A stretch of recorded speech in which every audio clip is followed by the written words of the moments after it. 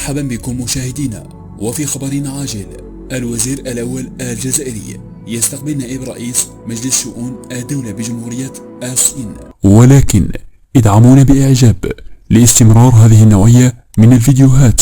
استقبل الوزير الأول نذير العرباوي بقصر الحكومة نائب رئيس مجلس شؤون الدولة بجمهورية الصين ليوغو، الذي يقوم بزيارة عمل إلى الجزائر تندرج في إطار متابعة تنفيذ مخرجات زيارة الدولة التي قام بها رئيس الجمهورية عبد المجيد تبون إلى الصين في جويلية 2023.